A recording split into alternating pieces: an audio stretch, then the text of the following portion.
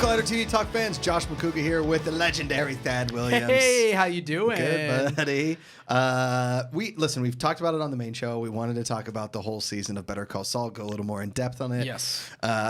Because it is one of our favorite shows, and I'm constantly on the fence about whether or not I would love this show, even if it wasn't a prequel to Breaking Bad. Like, would I love it as much? I hear you. I don't think that I would, because without Breaking Bad as its predecessor, it really doesn't have a plot line. Yeah, that's fair. That's fair. First and foremost, just in case anyone has any questions, there are going to be spoilers in here. Yes. We are breaking down the spoilers 100%. in the entire season and the finale specifically. Yep. So if you aren't caught up on Better Call Saul, you should probably stop this right now. Go watch 5 seasons of Breaking Bad, then go watch 4 seasons of Better Call Saul. Come back. We'll see you in, 65 plus maybe, we'll see you in like 90 hours. Yeah, basically what it takes to drive from here to San Francisco on Thanksgiving Day weekend. There you go. Perfect.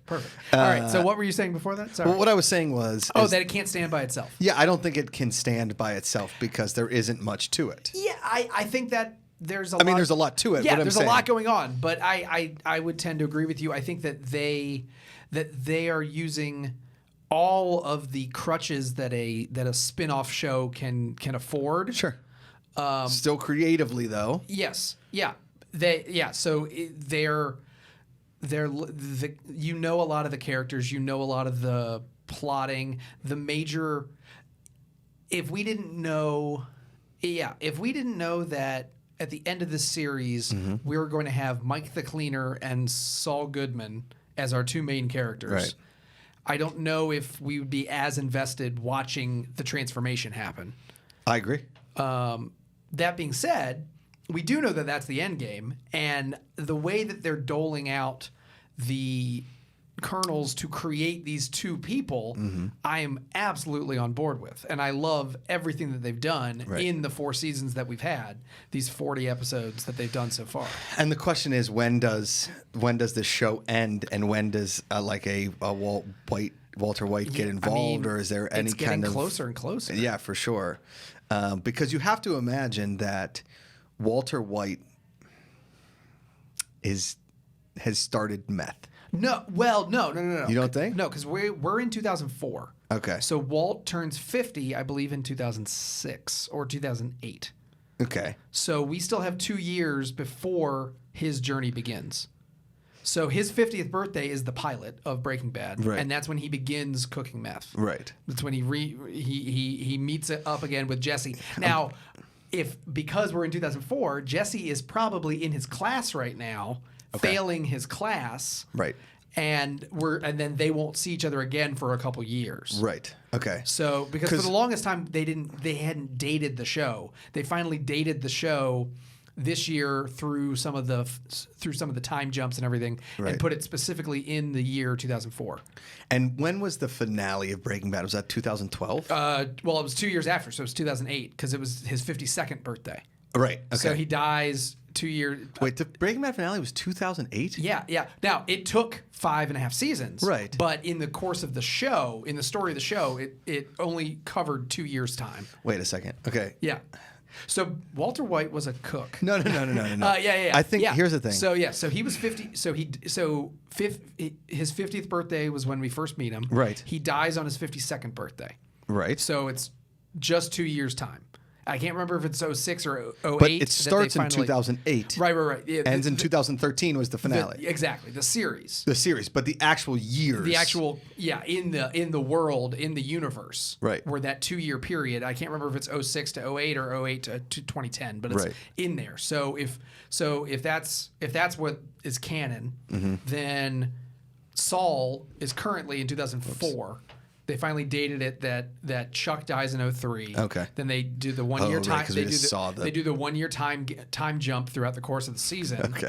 And then on his 1 year anniversary, the 1 year anniversary of his death was the finale. Right. When the Charles M. McGill Library, the McGill Library was the reading room. Yes. Yeah.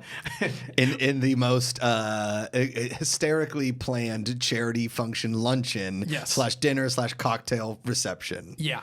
All paid for for $23,000. Do you know what's funny is when you see those receptions, you're like, oh man, those things look expensive. Yeah. Then you think about your own wedding and how much you spent on your own wedding to put something like that together. Yeah. And you're like, oh, law firms just do this for their employees. Just on a Thursday. Right. Yeah, like that's like the Thursday luncheon. Yes. And I spent like 2 years of my life saving up so that everyone could have a party favor. Yeah, exactly. Yeah. My favorite, we were talking about earlier, my favorite line, throwaway line that he had was, those sliders look really good. I'm allowed to pay for them, but I'm too sad to eat them. Too sad to eat them. I'm too sad to eat them. I love these out there like hiding a cigarette, Yeah. but also when Kim comes, he like is smiling. I mean, it's very well done. It was Yeah. So what did you think? What did you think of the finale as an episode of Better Call Saul? Okay, so 1.5 hours of Better Call Saul. like Breaking Bad and like every episode so far of Better Call Saul, it is a very slow, intentional burn that has probably in each episode probably 3 to 5 high stakes situations. Yes. And situations that make you a little tense, a little nervous, a little on your toes about this whole thing. And I thought that this one, because, you know, Breaking Bad does it well is they make the enemy kind of friendly at first, but you know he's a psychopath, like the Salamanca brother with the mustache that they brought in. Yes. He's Which too I have nice. a fun fact about that. Go on. Okay. He's too nice, yada, yada, yada. You know he's going to end up being a total megalomaniac. Which they did well. And the fact that he kind of he chased down Mike, you can see he's just as smart. And what's kind of cool is it sets him up for next season. Yes. Because Nacho is still alive. Yes, even though we didn't see him in this episode at all. Didn't see him one bit in this episode. Well, like briefly at the beginning, like it was just like a walkthrough almost, it seemed. Yeah. When he was picking up and they were looking at things, right? Right. Do you know what I'm saying? Yeah. But that this guy is going to be an awesome villain that we have to get to the point because we really haven't seen Tuco at all. Well, we met Tuco in the pilot. Yeah, so Tuco. But then we've seen him. The last time we saw Tuco in Better Call Saul was when he is threatening Nacho and Mike goes and punches him in the face. And like frames him so he goes to jail. Right. So the fun fact about the Lalo Salamanca. So I didn't, because I missed this, but apparently, because I haven't gone back and watched this, in the original episode of Breaking Bad where we meet Saul, the episode Better Call Saul. Right. They kidnap Saul one night and threaten him. And when he's like freaking out, they kidnap Saul because they want to like strong arm him into helping them. He is like freaking out and assumes that Lalo is the guy that sent these kidnappers. No way. And he's like, "Oh, Lalo sent you." He starts blaming a guy named Ignacio, saying he's always been friends with the cartel and that he shouldn't. They don't want to mess with him. So and Ignacio, I'm guessing, is Nacho. Ignacio is Nacho. Yeah. And Lalo is this new character that we are just meeting. Because I went back, I was watching. There's a lot. Because I would have to watch the Don Eladio scenes in the early when they kill his brother. You know what I mean? Yeah. In Breaking Bad to see if those guys are even in the background or something. Right. And so I didn't put 2 and 2 together because I was like, this is a brand new Salamanca that we had never met. And I loved the previous episode when we learned that he's the one that gives the bell.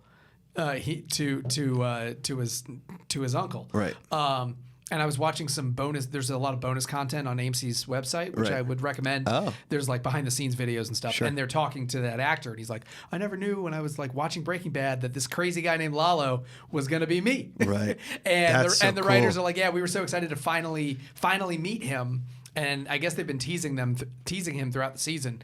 And so the fact that he's now going to be a major part of season 5, And I assume Breaking Bad's or Better Call Saul's probably only going to go to maybe 6 seasons. I was going to say maybe 2 more, maybe 2 more. Yeah, they probably if 5 was the last one, I feel like they would have told us already. You would hope. Yeah. So my guess is 2 more. So Lalo's going to be there for a lot of it because we know that he's alive come season 2 of Breaking Bad when we first meet Saul in the Breaking Bad world. Right.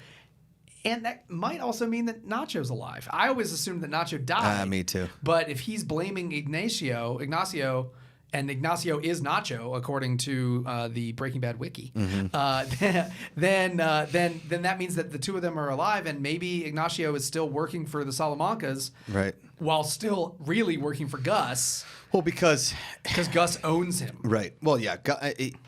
What I keep trying to put together is because obviously Gus is building the underground thing to get away from the cartel, right? And build his own cartel, right? That was always his intention, obviously.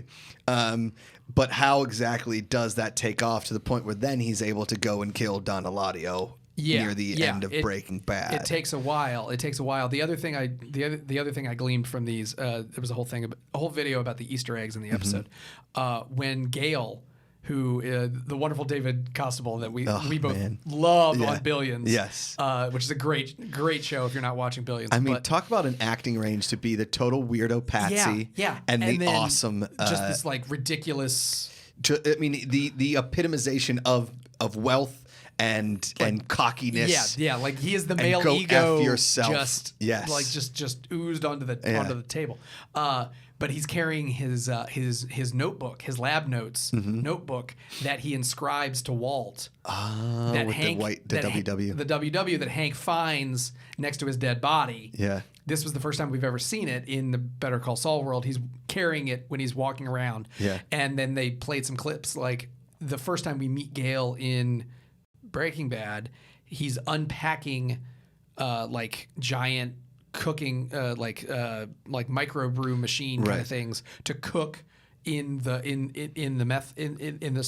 super meth lab cook laundry. Yeah, the laundromat thing. There's a fun name for it, and I forget what it was. Yeah. But so when we first meet Gale, the construction's done, but they're still building the actual they're still formulating the actual cooking mechanisms. Because he's got that coffee machine that he makes like a perfect cup of coffee in. Yeah. So my guess is that now that poor Werner is no longer with us, then it does set back construction quite a bit, and it's going to take probably another year to 2 years for them to finish the construction before Gale can actually move in and start working. Do you think they're going to kill all the other Germans? I mean, all season I thought all those kids were gone. Yeah. I believe Mike when he tells him that they're trusted and that they're going to go home. Yeah.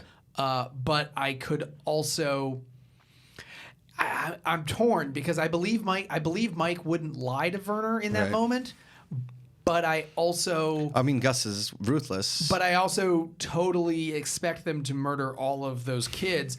I do think it's a lot easier to cover up one death in a construction accident than it is to cover up the entire squad. Sure. So they'll probably, because they have no concept of their surroundings. They've only been in the back of those trucks. Yeah. So they don't. And they don't know the knee deep shit they're in. No, either. And they really don't. I don't think they know what state they're in. No idea. Don't know. They've been shuttled around, so they're completely in the dark. Yeah. And if they ship them home, and then Werner maybe they make up a story to them, say like Werner died and it died down there, and we're sending you all home. Right. Then it just furthers the story for the wife, the myth and the lore. Yeah. So okay. I mean, let's talk about. I mean, that sequence with Mike. I mean, that's the come to Jesus moment of Mike of like, okay, well, this is what I do now, because he really hasn't had to kill many people, if any, and I mean, he's had to think about it and like work around it. But he's kind of a level-headed guy. Yeah. And that shot, the Fredo shot, as you called it, with the New Mexico, that beautiful skyline, big sky country. He's like, there are a lot of stars here, Michael. A lot of stars in New Mexico, and I'm like, oh God, here he goes. He's gonna kill him. It was a very powerful moment. I thought, for Mike to have any kind of, because Gus, he would have survived, I think, had if he never left, I think they send them all home, right? And you think that he's like the strongest one of the German crew. Right. But the fact that he escaped and he thought he could get away with this and that this was some kind of a joke, that because he went insane, Gus is like, hey, this is how this works, just so you know. Yeah. And Mike, I thought that there was like a leeway situation of, well, if I get him back, he's going to do it. Gus is a no, fool me once, shame on you, fool me twice, shame on me. You fool me once, you're dead. Yeah, yeah. No, he does not have, and I think that was Mike's realization. I think he thought that I don't know if he had fully accepted the ruthlessness and the brutality that Gus has. And what that money was tied to. Yeah, yeah. And I think he always knew that this was a possibility. And I think that I think he had a warped sense of self-importance where he thought that he could talk Gus out of it all. Right. Like, I think his whole he seemed like the whole season, like especially after the strip club incident and the bar and the factory too. Yeah, when he went around and was kind of messing with everything, and Gus was like, "Hey, you don't need to do this," and he was trying to prove that he should. Right. And I think he feels like he can show Gus the path of least resistance. Mm-hmm. And Gus isn't having any of it, because as cool, calm, and collected as he is incredibly brutal and does not waver in these situations. And I think that in some way, I'm sure Mike knew that, but he felt like he could maybe fix it. Right. Like he was like, oh well, if I babysit them and I can keep them in line and I can keep them trusted and I can tell you at the end of this job that they are all trustworthy and they can all go home to their families. But I think in the back of his head, he kind of knew that this was going to happen, right? Especially if they got out of line. And you can tell like the whole way that, I mean, when he goes to the check cashing place, the money wire place, and is telling that story to the doomed clerk, you can tell that he's enjoying the chase, but is really, really worrisome about what he's going to find at the end. Right. Because he knows the minute this guy stepped off the reservation, he knows that this is probably how it's going to go down. Mm-hmm. And then especially when he he's has to sitting make there by the pool. Oh God, yeah. And talking to Lalo on the phone. Right. And I mean, he's trying to talk Gus out of it the whole time. And I think it was that moment where he's like, if I let Gus send his own team here, I'm not going to be trusted anymore. Right. And this fate can happen to me or to my family.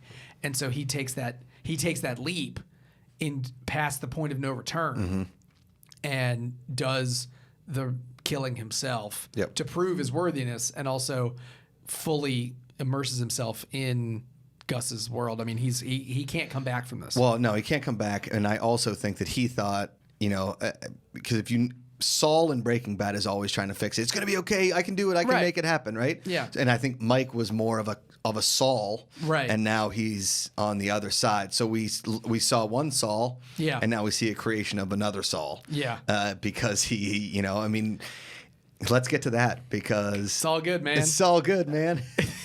I mean, when that cut to black right after that full 180. Yep. Where he just pulled the wool over Kim. I mean, how wonderfully executed. Because did you believe him at all when he was giving his speech? No. Like for a moment when he was talking to the board? Yes, I did. Yeah, I did too. Like I rewatched it this morning, and I like that scene. And there's moments in there that feel genuine. He's the greatest liar in the history of television. Well, yeah, that's except Cliff Huxtable. It's probably a bigger. No, is that too? Oh, sorry. Anyways, hey, well done. So, well done. Yeah, no, I rewatched that sequence, and there felt like there were a few genuine lines, like things that he genuinely felt. But I could, watching it again with the knowledge, 2020 vision, it was you can tell the turn. And the editing that they did, where they keep cutting back to Kim, and Kim is like, for the first time she kind of like blinks hard, Like she kind of like closes her eyes for a split second and is like, please don't screw this up. And then after that, every time they cut back to her, it feels like she's got some internal turmoil where she's like, is he going to screw this up? Is he going to say the right thing? And then every time it keeps winning her over just a little by little, where she is getting played in the same way that the board is, because he's got the board in his hands. They keep cutting to the board members, and they're grinning, they're smiling, they're feeling He's it. the sweetest. It's like it's Slip and Jimmy. It's the parents, how they always love Jimmy. Yeah. And the more I was thinking about it, it's like the first time he was at the board hearing, he was genuine. They didn't give it to him. No. And then he confirmed all of his suspicions when he went back to that scholarship meeting at Hamlin McGill. And The shoplifter? Yeah, exactly. And that scene with that girl. Oh man. I'm telling you, if he has never won an Emmy for this role, hasn't. and it's bonkers because this episode alone is better than 99% of acting you see on TV. Yeah. Well, cuz he's playing these dual characters in the same scene sometimes. It's not even like he's Clark Kent and Superman. Like he is fully immersing himself in these two worlds. Yeah. And that the whole sequence in the boardroom where he makes this very soft-spoken, passionate plea. Yeah. He knows what the response is going to be. He knows deep down that they're going to say no. Yeah. And then he unleashes on this poor girl all of his fears and anger towards the world. Yeah. And then just goes and breaks down in the car because he can't handle it. And I feel like that was the moment where he's done. He's done. It's like I cannot play it straight anymore because no one will let me. Well, even if I wanted to. I think I thought the world or like the law or the legal system or anything like this is actually a genuinely good thing. Right. When in reality, the more scumbaggy and way you are around the things, the easier it is to win. Yeah. So the fact that he does create Saul Goodman is it's so perfect in that scene because it is a beautiful crescendo where it really kind of has been all season, this beautiful crescendo to seeing what and how Saul Goodman becomes Saul Goodman. Yeah.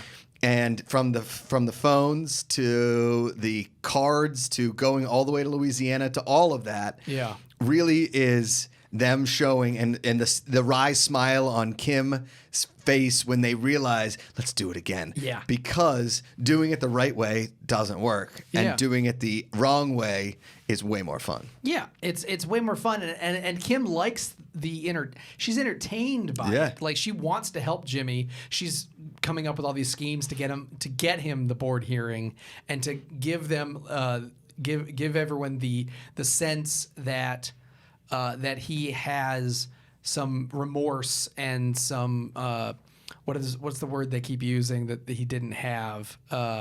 But sincere. He wasn't sincere. He wasn't sincere enough. Sincerity. And like when they go to the gravestone. Yeah. And he's doing the fake tears. Watermelon pickles. Watermelon pickles. Watermelon pickles. And crying. And then she's like, how was it? She's like, it looked like I was really sad. Like they made it look like I was really sad. Like I think she was trying to do all this because I think she wanted him to get to a point where he really felt something about Chuck. Yeah. And she convinced herself that when he was talking to the board there that he had really made that leap. Yeah. When in reality that was never the situation. That was never coming. Correct. And his relationship with Chuck died many years ago and it wasn't coming back. And Chuck's death only solidified all of the problems that they had with one another. Yep. And he had already, in a lot of ways, had already become Saul. Yeah. And then think made he was, that flip on the dime. I think he was Saul as soon as he screwed over his brother with the date in last season. Yeah. That's when I think when he officially became Saul Goodman. Yeah. I mean, he had all the stuff he did with the commercials and all that kind of stuff. It was like the early inklings of our Saul Goodman. Sure. I always think about the scene, which I think was either the beginning of this season or the beginning of last season, because they always start the seasons out with him at the Annie Ann's Pretzels. They always start with him. Yes, you know what I mean? the black and white. The black and white stuff. Flash forwards. Which I'm guessing by the end of the show Right. will get something from that. Right? Yeah. But when that kid is maybe he's shoplifting, he's doing something in the mall, and he's dressed in his Auntie Anne's pretzels, or was it Wetzel's pretzels? Whatever the case may be. He's like, get a lawyer. Get a lawyer. As that kid's doing that. Get a lawyer. That's, I always think of that thing as that you can take anything you want from Saul Goodman, but at the end of the day, he is the snakiest of snaky lawyers, but he's also one step ahead of everybody in the thinking progress. On the other side of the divide of like the angel and the devil. Right. Like he's the devil over here, and he may not tell you to kill the person, but he's like, we can get rid of him. Yeah. There's always another option. Right. But it's such an interesting dichotomy because he works for the lowest of the low in his professional career, but in a lot of respects he's actually like working for the good of like the little guy. Yeah. Because he feels like he is that person and he's been wronged so many times. They're trying to get one over on somebody all the time because they deserve it. Yeah. And like the way he goes out of his way to help Huel. Oh yeah. With the van this season was the Greyhound bus. I think my favorite scene of this season is when he interviews for that job at that printer company. Yes. And he gives him the whole sales pitch and he convinces him like, what? You're hired. He's like, what? Yeah. I am? Like the whole flip of that situation to show that he knew that he could sell them. He knew they were idiots, but he knew he could never work for them because they are so stupid. Right. He couldn't trust them because they were suckers. That was Saul Goodman right there. Mm-hmm. That was the definition of what we've seen from Saul Goodman in Breaking Bad. I'm really looking forward to seeing the next couple seasons, how it goes down with Kim, where like the involvement in the cartel, all this kind of a situation. I'm so scared goes. for Kim. Oh my God, me too. I'm so scared for Kim. I still think at this point, Hamlin. There was a moment halfway through this season that I thought Howard might like off himself. Right. Like he might just like the weight of Charles was just going to be too much for him. Well, but by the end of the season, he seemed fine. You could see 2 episodes ago, maybe it was last episodes when he was like, to be honest with you, Jimmy, I've had some tough times, and Jimmy's like, pull up your bootstraps, do it. Yeah. That was, I thought, like you said, I thought that we would maybe see him leave or something happen with Hamlin and McGill or something like that by the end of this season. But by the end of the show, I don't think we even see the doors open at Hamlin and McGill. Yeah. Or if anything, like, it's good. Something will happen. Like in Breaking Bad, we are at like the precipice of where the boulder is at the top of the hill. Yeah. Now it just needs to trickle down and start rolling over everybody. Right. Yeah, because even though we can tie loose ends with Nacho and Lalo and some of the cartel people, Kim and Howard are really like the big question marks, right, in terms of where on earth they could be, and now that Saul, like some of them know that Saul is going to be practicing law under this new name. Oh yeah. So how are they going to react in the coming seasons when their beloved Jimmy is now the bus stop lawyer under a pseudonym? Mm-hmm. Like, I'm really curious where that's going to land. I can't wait to see everybody's reaction to Saul Goodman, to this whole thing of like how they did it. Yeah, because he pulled the wool. Yeah. And he keeps doing it all the way through. And this show, I can't recommend highly enough. It's always great talking about it. It's one of those shows that I always talk about first DVR shows.